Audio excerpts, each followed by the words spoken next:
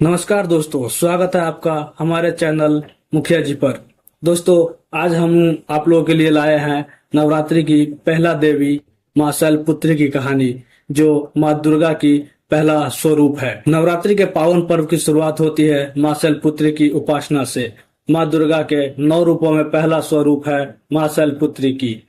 नवरात्रि के पहले दिन की अधिष्ठात्री देवी मां शैलपुत्री है। उनका नाम शैल यानी पर्वत और पुत्री यानी बेटी से रखा हुआ है, शैलपुत्री। शैलपुत्री का जन्म पिछले जन्म की देवी सती से जुड़ा है। माता सती भगवान शिव की पत्नी थी और राजा दक्ष की पुत्री।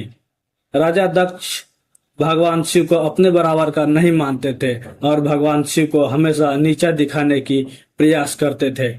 एक बार दक्ष ने एक यज्ञ का आयोजन किया जिसमें सभी देवताओं को आमंत्रित किया, लेकिन भगवान शिव और सती को नहीं बुलाया। सती अपने पति भगवान शिव से अनुमति मांगी यज्ञ में जाने की, लेकिन भगवान शिव बोले कि हमको आमंत्रित नहीं किया गया है तो हम कैसे जाएंगे।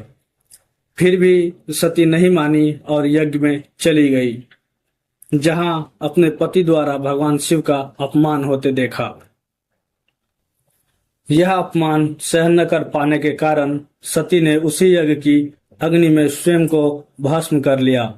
इस घटना से भगवान शिव अत्यंत क्रोधित हो गए और उन्होंने अपने गणों को भेजकर यज्ञ का विनाश कर दिया।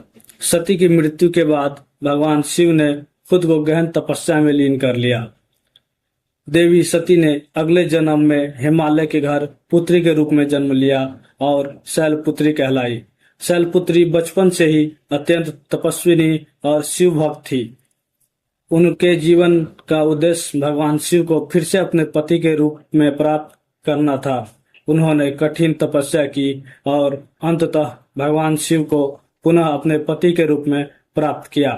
शैलपुत्री देवी के मस्तक पर चंद्रमा का आधा अंश सुशोभित है।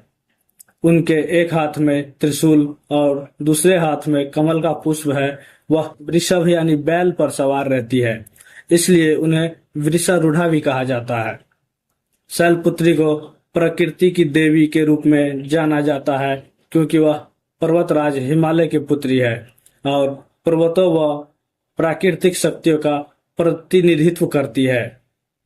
तो दोस्तों, आप लोगों को मां शैलपुत्री की कहानी और कथा कैसी लगी, कमेंट बॉक्स में जरूर बताएं और ज्यादा से ज्यादा शेयर करें और वीडियो को लाइक करना ना भूलें। आप लोगों के लिए नेक्स्ट पार्ट में नवरात्रि का दूसरे दिन मां ब्रह्मचारिणी की कथा और कहानी बताएंगे।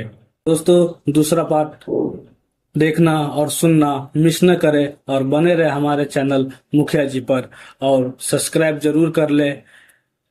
बहुत बहुत धन्यवाद दोस्तों। Thank you so much. आपका दिन शुभ हो।